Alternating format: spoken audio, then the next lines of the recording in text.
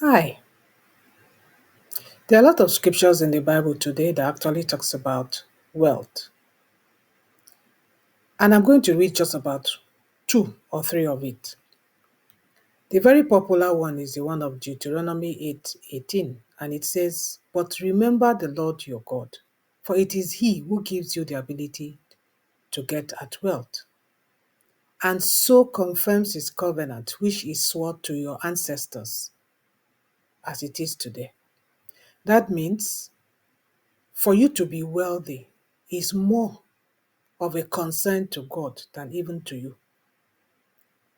It's more of a concern to God than even to you. And then Proverbs 10:22 says, "The blessings of the Lord brings wealth without a painful toil to it."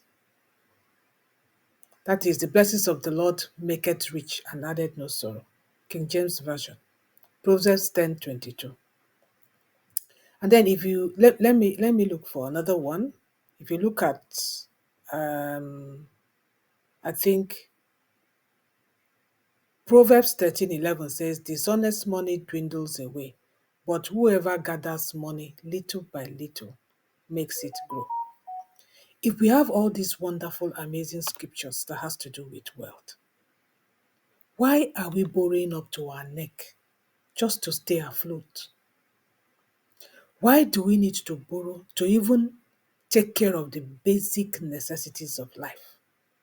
When scriptures has given us so much words that should keep us able to be able to take care of the basic needs of our lives. In this video, I'm going to be talking about what I call the fig tree mentality. How to develop a fig tree mentality for business success.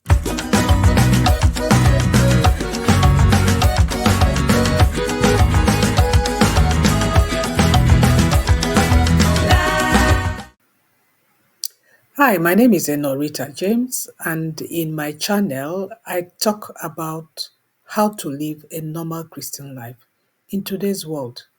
Whether you're a single woman, whether you're a single man, whether you're a married couple, married man, married woman, and your business, whatever business you're doing, how to actually navigate life as a Christian person. So today we're talking about wealth, and I want to link it to what I called the fig tree mentality. If you do not develop a fig tree mentality in today's world as a Christian man, as a Christian woman, you cannot succeed. And in the beginning, I read to you some few scriptures, letting you know that there are a lot of scriptures, over 20 scriptures in the Bible that has to do with wealth. That means God is more concerned with us being wealthy than even you. And when you bear that in mind, you should now ask yourself, why can't I meet basic needs of life? To go on in this talk, I'm going to use a scripture, Luke 13:6-9. And it reads, "Then he told this parable. A man had a fig tree growing in his vineyard, and he went to look for fruit in it, but he did not find any. So he said to the man who took care of the vineyard, 'For 3 years now, I have been coming to look for fruit on this fig tree, and I haven't found any. Cut it down. Why should it use up the soil?' 'Sir,' the man replied, 'leave it alone for 1 more year, and I will dig around it and fertilize it. If it bears fruit next year, fine. If not, then cut it off.'" Now, that is the parable of the fig tree in the Bible. How is this connected to generating wealth? I'm going to bring out some 7 key points from this short parable that will amaze you. Because when I asked the Holy Spirit, okay, how do I use this to illustrate generating wealth as a Christian man, as a Christian woman? What has the fig tree mentality got to do with wealth generation? And I was able to come up with some points. Number one, God expects fruitfulness from what He has entrusted to you, from what He has entrusted to me. That fig tree represents you, it represents me. It is planted with purpose, it is planted with potential. You have purpose, you have potential. And most time, purposes, God gives it to us as seeds. And God expects results from these seeds, which is the fruits. The fruits comes from the gifts He has given to you, from the ideas He has given to you, from the opportunities He brings our way. And most time, God brings opportunities to you. The only challenge is that you're not ready. See, wealth is created when opportunity meets readiness. So that is what this is all about. In business, this means that you use your skills, you use your creativity, and you use your time to produce value, not for idleness, not to go to church from Monday to Sunday. When you go to church from Monday to Sunday, which time do you have to develop the skills, to develop the gifts? Which time do you have? John 15:8 says, "This is to my Father's glory that you bear much fruit." It is bearing of those fruits that brings about the wealth creation. Number two, lack of fruit signals wasted opportunity. Remember the particular line that says, "Why should this fig tree use up soil?" It symbolizes wasted resources. When you fail to take action or give up easily, you are occupying a space that could have been used by somebody else to produce abundance. Every unfulfilled idea that you have, every abandoned project that you have represents a missed chance to glorify God through that work, a missed chance to generate wealth that will be able to help you take care of needs as they arise. See, God is so merciful. God is so merciful that He gives us grace, He gives us time. That parable says that that tree was planted for 3 years. For you to have a fig tree mentality simply means that when you have sought God and God has shown you your talent, which is the seed that He has planted inside of you, the next thing is to ask for the ideas. Remember that scripture I wrote in Deuteronomy, it is the Lord that gives us power to get at wealth. The next thing is to ask God, how do I develop these seeds so that it will grow to the extent of bearing fruit? See, God will give you grace periods to develop your craft, grace period to learn from failure, grace period to grow in discipline. Let me tell you one thing. If you've been lucky to be able to know what seeds the Lord has planted inside of you, what talents He has given to you, and you've not invested time, you've not learned skills, you've not sharpened it for at least 3 years before you give up, you've not done anything. Some people, you start on your talents, you learn skills, you try to generate a business, and then after 3 months or 6 months, it doesn't work. You forget about it. You get tired.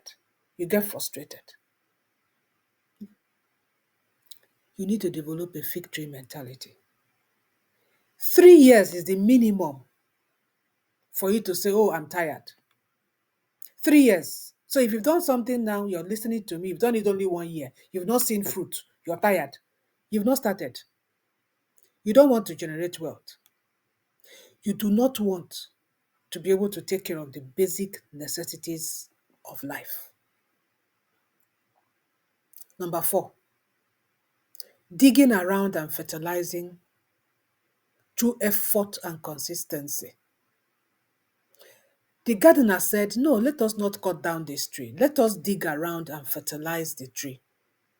That means even when you begin to get tired after that 3 years, don't give up. Look for, invest more time in learning and skill development. Especially today, some of us are still remaining in the old school. See, let me tell you something. When God gave trees, He did not give chairs and tables. He did not give anybody furniture. He only gave trees.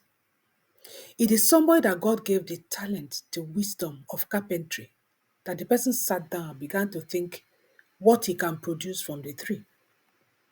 How did he do it? Invested time in learning, invested time in skill development.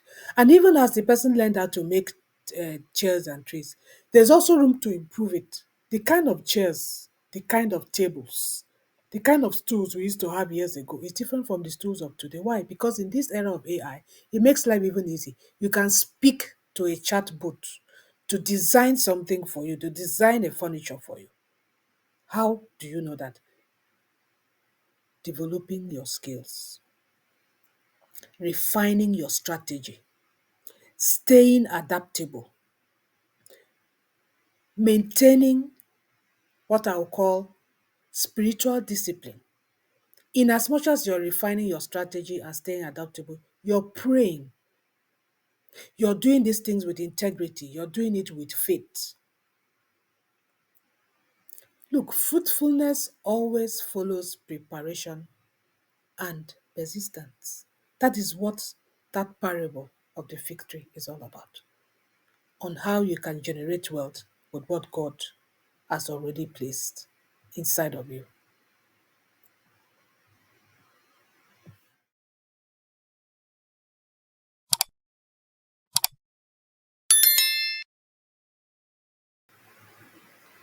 How then can you develop this fig tree mentality and stay focused and stay consistent to be able to generate wealth that can help you take care of the basic needs of life? The number one thing you need to do is to be accountable. And accountability involves setting goals. First, set goals. And when you are setting goals, do not look at the big picture, because most times looking at the big picture is what makes us become weary. Let me just use a simple example. Let's say you want to make a vegetable soup. If you wake up and begin to think of the fact that, oh, I have to go to market, oh, I have to buy all those things, then I have to come back home. I have to cut the ugu. I have to cut the vegetable. I have to prepare the meat. I have to do this. And then I have to clean up after. No, you can set your goals. Okay, I will wake up earlier. I will use 1.5 hours to go to market, pick the things I need, write down the list of the things. I will come back. I will rest for 15 minutes. I will now start with boiling the meat. While the meat is boiling, I will now sit down and do the ugu. You set the goals. I know this is such a basic, mundane kind of example, but you set goals that you can accomplish. You take it step by step. If you don't set goals, it will become overwhelming for you. You think that what you need to accomplish is too big. But if you set goals daily, you know, on what you can accomplish, and you are accountable to those goals, and you create time to review progress and continue to stay accountable to yourself, not just physically, but spiritually and professionally, you're gradually building a victory mentality.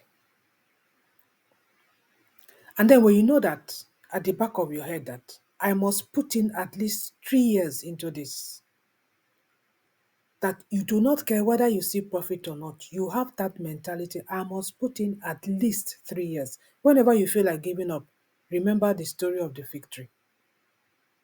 And remember that you must put in at least 3 years for you to say, okay, I have tried. You do not give up halfway just because you do not see profit. In my next video, I'm going to be talking about how to manage time. Because if you know how to manage your time, you'll be able to fulfill your goals. So in conclusion of this video, because it's getting quite too long, one thing you should bear in mind is that the goal of having a victory mentality, the goal of generating wealth as a Christian man, as a Christian woman, is not just for profit. It has to do with purpose. Because your success, using your success to serve others and to advance God's kingdom is what is pleasing to God Himself. When your business bears fruit, it actually, you know, is actually a testimony to God's faithfulness and your diligence. So always remember that. Remember the book of Matthew 25:21 says, when you've done all and you meet God face to face, He will tell you, well done, my good and faithful servant. Thank you so much for watching today on Christianity 247. I hope you have learned something on what it means to develop a victory mentality to be able to generate wealth. Listen to the video again, pick out all the points, start to seek out what your talent is, start to find out how to develop your talents, try to improve from remaining in the old school. This is the era of AI. There's a lot you can do. I don't care whatever talent God has given you, there is a lot you can do. It's a question of seeking it and finding out with the help of this Holy Spirit directing you and guiding you on how to find those information. That is how I was able to find mine. So do that so that at the end of the day, or at the end of your world, at the end of your life, God will tell you, well done, my good and faithful servant. Stay blessed and see you in my next video.